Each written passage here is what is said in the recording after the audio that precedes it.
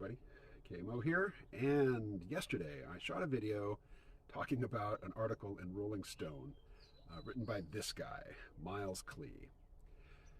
I was very irritable in that video. I was quite mocking and hostile to Mr. Klee, and I have no particular beef with this guy other than he's, a member of the Blue Tribe pumping out what I think of as not just like unjustified and unfair propaganda, for the Blue Tribe, but really mentally, cognitively debilitating stuff. So it's an article about artificial intelligence, and it's an article about how the right wing is super frightened, terrified is the word they use in the headline, of woke AI.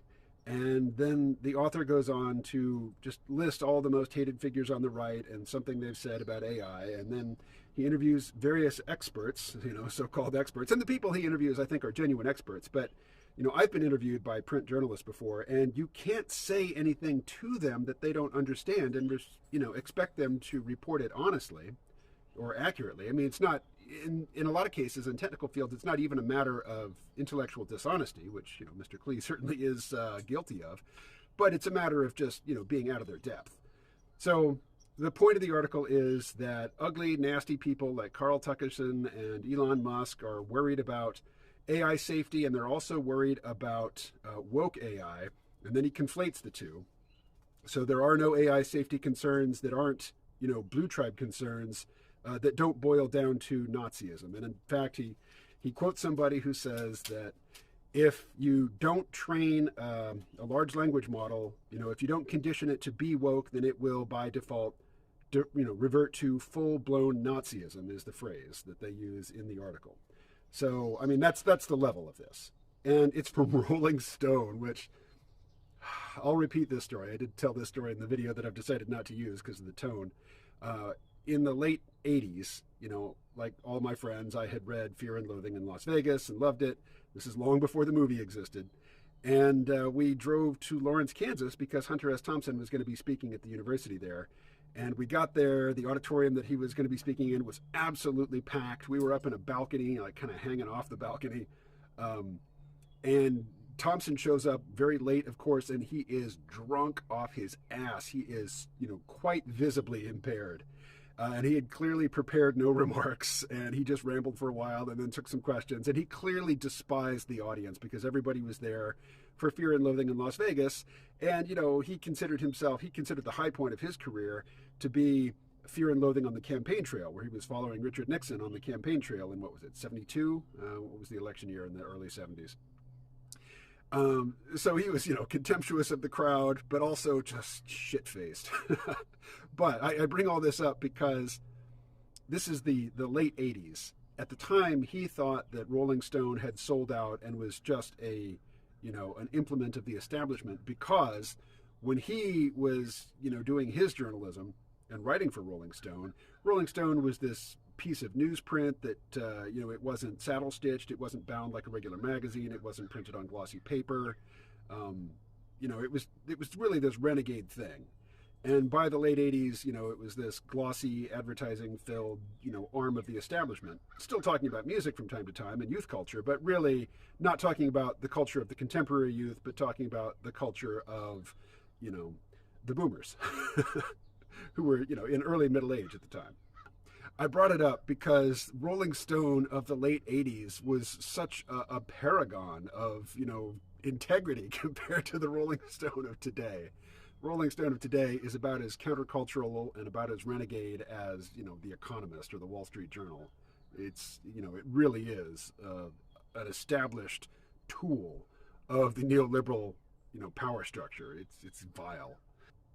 Anyway, the point that I wanted to make was a couple weeks ago, I made a video just posing the question, what will the red and blue tribe positions on AI settle into? What will they be? And whichever tribe settles into a gelled position first, the other side will just take the antithesis of it.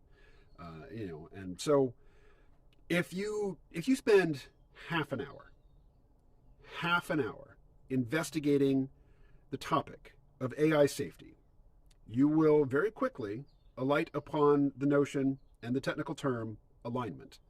people who are worried about AI safety, people, informed people who work in the field, people who follow work in the field, people who are actually interested in this topic for itself, talk about AI alignment and the problem of alignment and the problem of getting AI systems to value what we value and not to form, their own agendas which are not compatible with our agenda, as a human species and civilization. That's the danger of AI. But according to Rolling Stone and Miles Klee, the danger of AI is that if you don't strictly condition it into woke speak, it will be full-blown Nazi. I mean, that's the level of discourse that Rolling Stone and Miles Klee are dealing in. They clearly have no interest whatsoever in the very serious topic of AI safety and AI alignment. And so it looks like the positions that are taking shape, and it could still flip. It's still early. Nothing's carved in stone, but if Miles Klee and Rolling Stone are any indication of how the Blue Tribe is going to approach AI, their position seems to be the only danger of AI is that it will be racist, homophobic, sexist, transphobic, all that good stuff. And that anybody who is concerned about any other type of AI safety is a Nazi. And, by Nazi, they mean half the United States. The half that will probably support Trump in the coming election. And I thought, well, if that's going to be the Blue Tribe position, is it likely that the Red Tribe position is going to, take seriously or even dig deeply enough into the issue to come up with a position on alignment? Like to actually have an opinion that even references, even in a glancing way, what people who are knowledgeable about the topic are actually talking about? Probably not. So, that's all rather depressing. That both Red and Blue Tribe their sentiments about AI will be wholly irrelevant and entirely derived from pre-existing, cultural conflict, which is predictable, but boring and depressing and dumb. But it could be that if the Blue Tribe focuses on people like Elon Musk, or focuses specifically on Elon Musk, which they will because he is a lightning rod for their ire, and he is actually referencing, topics of AI alignment, and he's referencing the statements made by people like Eliezer Yudkowsky or any of the many other well-informed people who signed that open letter calling for a 6-month moratorium in training large language models more powerful than GPT-4. If any of that makes it into the Red Tribe position, and then Trump is elected, and the Red Tribe position holds even just a kernel, even a fragment of genuine, informed AI safety, content, well, that would be an enormous win. And, Trump doesn't even have to win the election. I mean, if that's just a talking point in the campaign and Biden or whoever, on the Democrat side actually wins the election, that could still be a win. I think my ultimate point is there are no ends. The story doesn't end. Your viewing of it ends when you die, but the story continues. And what seems like, a terrible end that we have come to isn't the end, unless there's a nuclear war. And even then, it's only the end of the civilization or a setback for it. It's not the end of our species. And I'm interested in the long-term trajectory of the human species. But then as I was thinking about that this morning, I was thinking, well, do our biological bodies have to survive? Because it seems as though we as a species, as an experiencing body of entities, we've really lived a charmed existence. If you look out into the universe, you see no indication of any life whatsoever, much less, technologically advanced life rearranging the galaxy or the universe for their purposes. It really looks like we're the only ones here. And we might be. Quote me your statistical arguments for saying that it's impossible that we are, but there's so many premises there that are just sort of taken on faith that no, I mean, for all we can tell, we are the only intelligent species in existence, and we've lived a very charmed existence in that the dinosaurs ruled for tens of millions of years, and they didn't really leave any space for the mammals to come out and get big and smart until the asteroid or the comet came along and crashed into the Yucatan Peninsula and killed off all the dinosaurs and gave the mammals an opening. And then humans, or the line of humans that would become Homo sapiens sapiens a few tens of thousands of years ago, hit a genetic bottleneck because we almost went extinct. We almost went under, you know, and we pulled through, we came back, and here we are, the dominant species on the planet. Will we remain so? Well, for a time, I think so. We are a biological species. As such, we will eventually go extinct. That is the pattern. All biological species eventually do go extinct. But, you know, usually after a run of like 100 million years or so. We have got probably a long runway. But if AI supplants us, and it carries on our values, it carries on our vision, our curiosity, our optimism, our compassion, that's fine. We can shed our biological bodies. The essence of humanity will have transferred into our mind children. But if our digital successors, if they don't have subjective experience, or if they don't have a viewpoint that is even remotely close to ours, well, then they are what science fiction author Charles Stross called the vile offspring. The good, you know, successors, the ones that carry on the human project, the parts of humanity that we value, even, you know, after shedding the biological shell, those are, as Hans Moravec described them in his book, our mind children.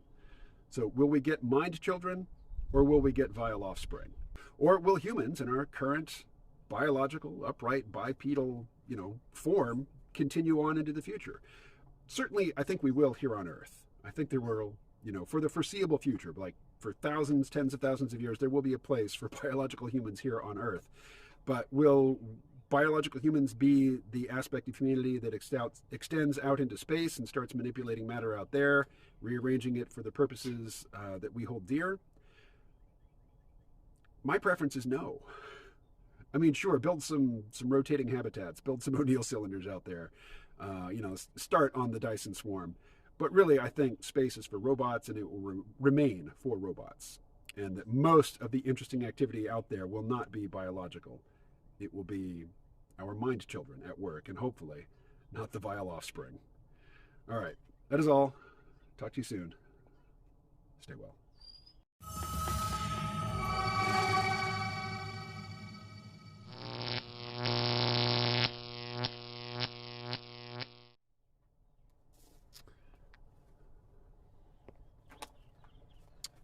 There's my dog, Naya, among the cows. The calf in the foreground here, they're kind of friends. That's the calf's mom. The calf's mom is not positively disposed to the dog. Hi there. I don't really have much to say about that one.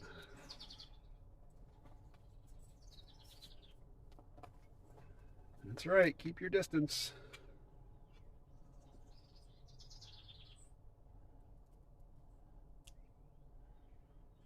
She's really interested.